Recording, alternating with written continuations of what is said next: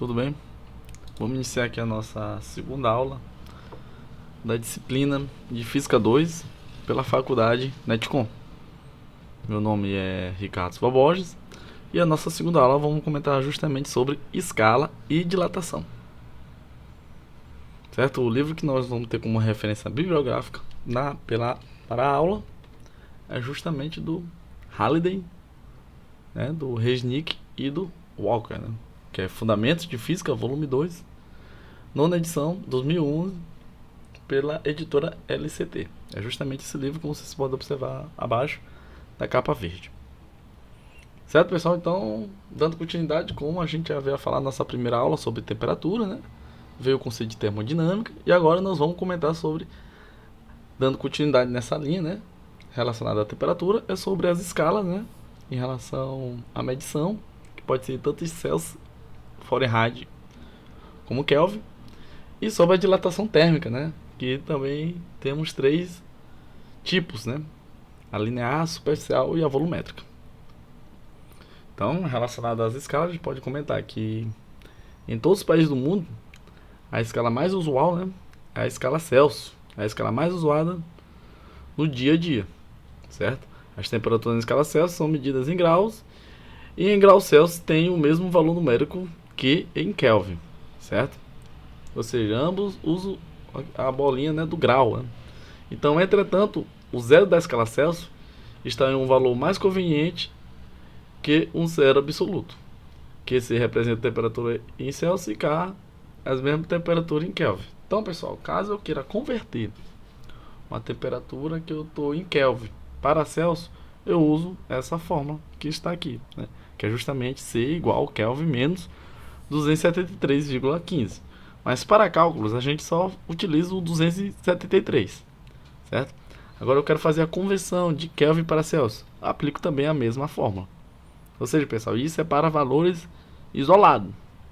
Daqui a pouco nós vamos verificar em relação à variação de temperatura, quando ocorre a relação entre a variação de temperatura em Celsius e em Kelvin, certo?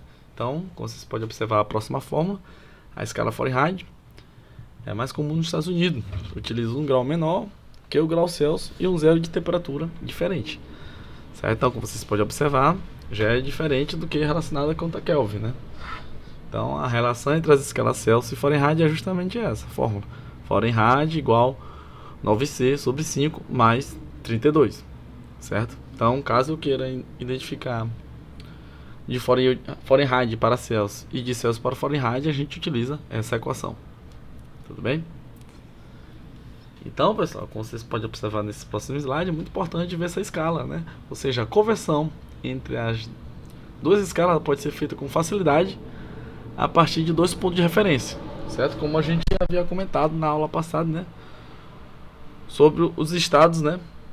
Mudança física do corpo, né? Então a gente pode observar o ponto de congelamento e de ebulição da água nas escalas Kelvin, Celsius e Fahrenheit. Então, como vocês podem observar, lembrando, né, pessoal, em relação ao ponto triplo da água, né, que é justamente aquele ponto que simultaneamente um corpo está tanto no estado sólido como líquido como gasoso. Então a gente pode observar ali a temperatura de tanto em Kelvin como em Celsius e Fahrenheit, elas são diferentes, né? Ou seja, ali o ponto triplo da água em Kelvin é 273,16 Kelvin. Já em Celsius é 0,01 Kelvin. Já em Fahrenheit é 32,02 Fahrenheit. Agora o zero absoluto, né? Ou seja, a temperatura mais baixa já pesquisada e atribuída até hoje no mundo, temos que para Kelvin é 0 Kelvin, para Celsius é menos 273,15 Kelvin, Celsius, e para Fahrenheit é menos 459,67 Fahrenheit. Tudo bem? Então, só para critério de informação, vocês podem observar aqui, né?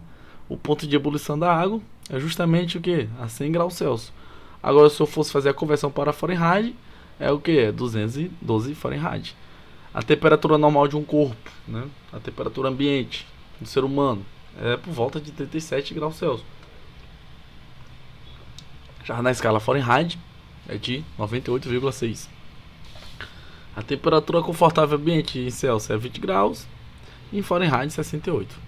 E o ponto de congelamento da água, como a gente havia comentado, né, é 0 graus Celsius em Fahrenheit 32 Fahrenheit. Certo, pessoal? Então, quando é atribuído o zero da escala Fahrenheit, é aproximadamente menos 18 graus Celsius, certo?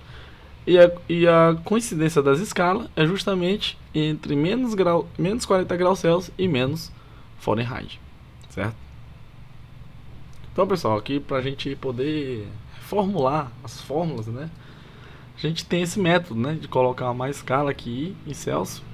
Você pode observar aqui com o mouse, em Fahrenheit, em Kelvin, certo? Então bota arbitrariamente, né, os valores aqui bem no meio e faz essa subtração.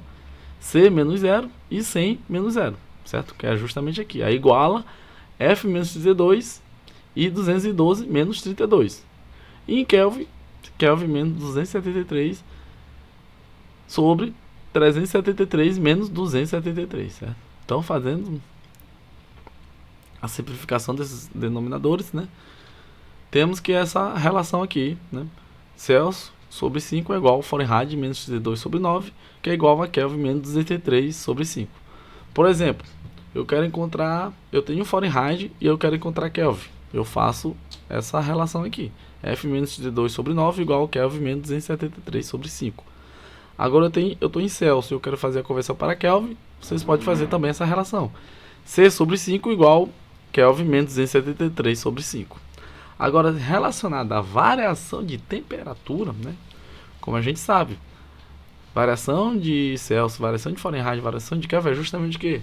Em Celsius, é Celsius final menos Celsius inicial. Ou seja, temperatura de Celsius final menos temperatura de Celsius inicial.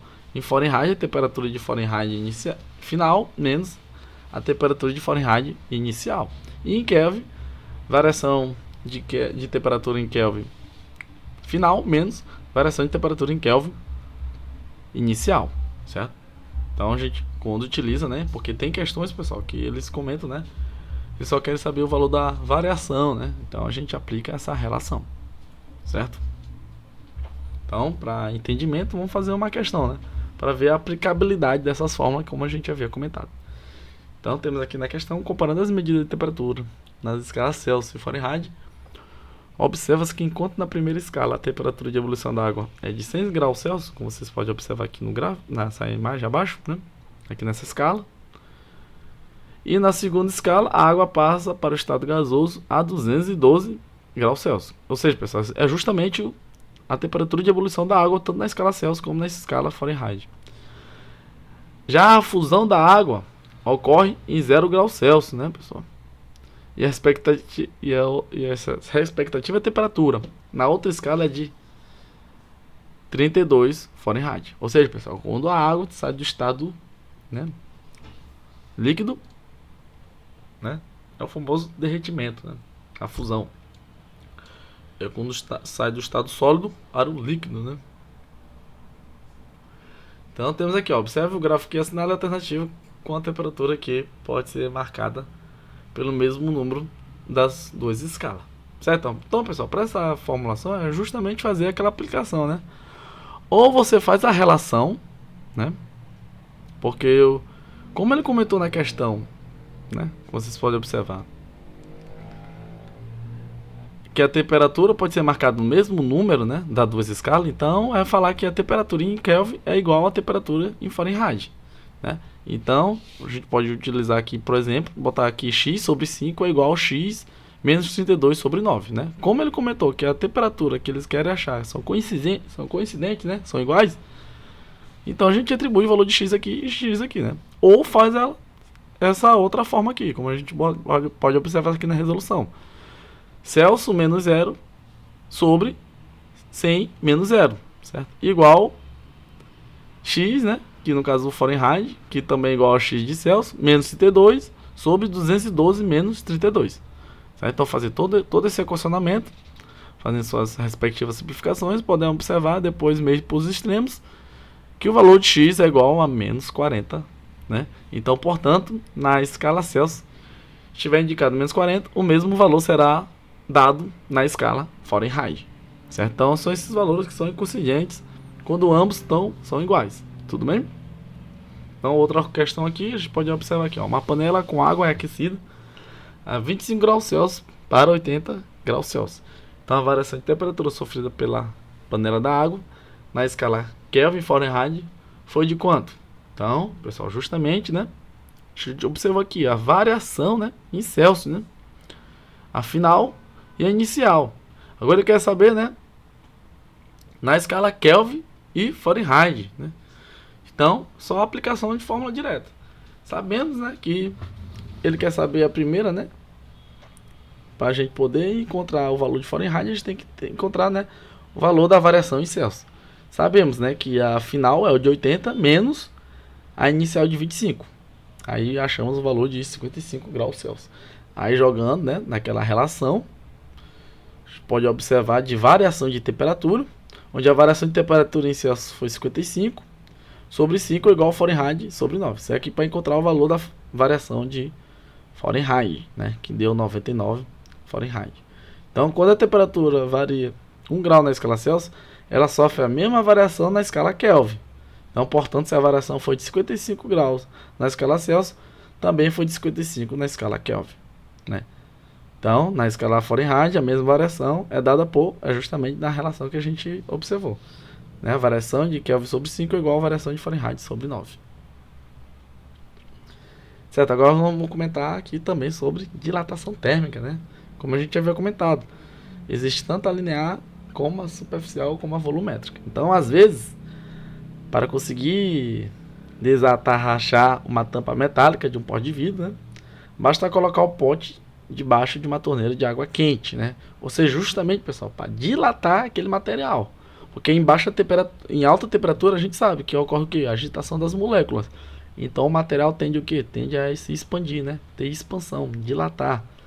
Então, como a gente pode observar aqui, tanto o metal da tampa quanto o vidro de pote se dilata quando a água quente, né, fornece energia aos átomos, né, pessoal? Justamente sobre a agitação, né? Então, com a energia adicional, os átomos se afastam mais um dos outros, atingindo um ponto, né, novo ponto de equilíbrio, com as forças elásticas interatômicas, né, que mantêm os átomos unidos em um sólido, né? Então, o corpo tende a expandir. A gente pode observar um exemplo aqui em trilhos, né, que devido ao aumento devido à temperatura alta, né, do Sol, o metal ele acaba se deformando, se dilatando, né, saindo da sua posição inicial quando foi projetado, né? Então, a dilatação térmica dos materiais com o aumento da temperatura deve ser levada em conta em muitas situações da prática da vida prática, né, pessoal? Um exemplo é pontes, né? O equacionamento relacionado com ponte, para a construção de ponte, já tem lá, né, determinado a variação, né, o limite de tolerância do material quando for passar por dilatação, certo? A mesma coisa também para trilhos, tem que ser dimensionado, né, sabendo que aquele material vai sofrer dilatação térmica. Então, quando uma ponte está sujeita a grandes vibrações de temperatura, né, ao longo do ano, por exemplo, ela é dividida em trechos separados por juntas, né, de dilatação, uma ponte, né, justamente porque ocorre o que? A dilatação, né, da armadura de aço quanto do concreto, para que o concreto possa se expandir nos dias quentes sem que a ponte se deforme, né? Ou seja, pessoal, já tem que estar pré-estabelecido, né, os cálculos relacionados com a dilatação térmica do material. Então, aqui, por curiosidade, a gente pode também comentar, né, pessoal, que as propriedades de dilatação térmica de alguns materiais pode também ter aplicações práticas, né, como a gente havia comentado. Por exemplo, em alguns termômetros e termostatos, utilizam a diferença da dilatação dos componentes de uma tira biometálica, né, já ciente que vai ocorrer essa dilatação. Então, temos que os termômetros clínicos e meteorológicos se baseiam no fato de que os líquidos, como o mercúrio e o álcool, se dilatam mais que os tubos de vidro em que os contém, né? Já estão cientes, né, que tal material vai dilatar com o decorrer do tempo e com a presença da temperatura acima do limite. Então, pessoal, como a gente pode observar nessa imagem aí do caça, né, quando um Concorde, né, é o nome desse avião, voa mais depressa que a velocidade do som, ou seja, alta velocidade. Então, consequentemente, quando um projétil, que no caso esse caça, está viajando em alta velocidade, consequentemente, né, o seu material absorve o quê? Altas temperaturas, né? Então, a dilatação térmica produzida pelo atrito do ar aumenta o que? O comprimento da aeronave até de 12,5 centímetros, né? Então, a temperatura aumenta para 128 graus Celsius no nariz e 90 graus Celsius na cauda, certo? Então, a gente pode observar que o material passa por deformação, né, devido a esse atrito, né, e aumento da temperatura. Então, era possível sentir com a mão o aquecimento das janelas quem estava operando esses caças, né? Então, vamos comentar rapidamente sobre a dilatação linear, a superficial e a volumétrica. Então, a dilatação linear, como vocês podem observar, né, a dilatação linear leva em consideração a dilatação sofrida por um corpo apenas em uma das suas dimensões, certo? É o que acontece, por exemplo, em um fio, em que seu comprimento é mais relevante do que sua espessura, né? O exemplo desse material, pessoal, um cobre, né? Então, para calcular a dilatação linear, utilizamos a seguinte fórmula: ΔL, né, que é a variação do comprimento, igual o comprimento inicial vezes o coeficiente de dilatação linear vezes a variação de temperatura. Agora, em relação à dilatação superficial, a dilatação superficial leva em consideração a dilatação sofrida por um determinado superfície, né? Por exemplo, chapas metálicas, né? E que acontece, por exemplo, em chapas de metal delgado, né?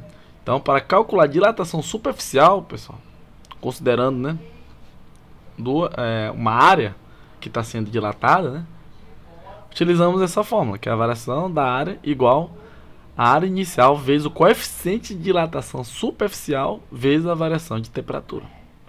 Lembrando, pessoal, sempre a variação, né, é sempre o final menos o inicial.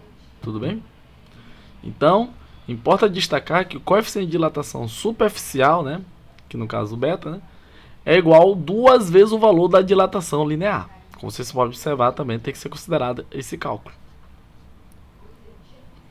E a última é justamente o que, pessoal? Dilatação volumétrica, né? Onde temos que a dilatação volumétrica resulta do aumento do volume de um corpo, já numa situação de que, pessoal, de 3 dimensões. O que acontece, por exemplo, com uma barra de ouro, né? Por isso que a gente pode observar que é em metros cúbicos ou centímetros cúbicos, né, a sua variação de volume. Então, a fórmula que podemos aplicar é justamente essa: ΔV, que é a variação de volume, igual volume inicial vezes o coeficiente de dilatação volumétrica vezes a variação de temperatura. Então, repare que o coeficiente de dilatação volumétrica, que é o gama, é 3 vezes maior que o coeficiente de dilatação linear, certo? E relacionando o coeficiente de dilatação volumétrica com o coeficiente de dilatação superficial, temos que essa fórmula: gama igual 3 vezes beta sobre 2. Então, aqui a gente pode observar um exemplo, uma questão, onde temos aqui, ó, um fio de aço, né? Se ele comentou que é um fio de aço, a gente já tem certeza que ele está comentando sobre o que, pessoal? Sobre dilatação linear, né? Que não leva em consideração sua dimensão, mas a sua espessura. Então, apresenta um comprimento igual a 20 metros, quando sua temperatura é de 40 graus Celsius, né? Qual será seu comprimento quando sua temperatura for igual a 100 graus Celsius, pessoal? Ou seja, podemos observar, né, aqui a temperatura inicial e a temperatura final. Considerando o coeficiente de dilatação linear do aço igual 11 vezes 10 a menos 6, né? Então, pessoal, ele quer saber o quê? Qual o seu comprimento, né, pessoal? Seu comprimento final. Então, a gente faz a aplicação da fórmula, né? Justamente para a gente encontrar a variação, né, de comprimento, para depois fazer o que? A relação, né? Que a gente sabe que ΔL é igual L final menos L inicial. Mas fazendo aqui a mudança, né, temos que L é igual também a comprimento inicial mais a variação de comprimento. Então, aqui aplicando a fórmula, temos, né, que a variação de comprimento, né, que é a dilatação linear, é igual a dilatação inicial vezes alfa vezes delta, que é a variação de temperatura, né?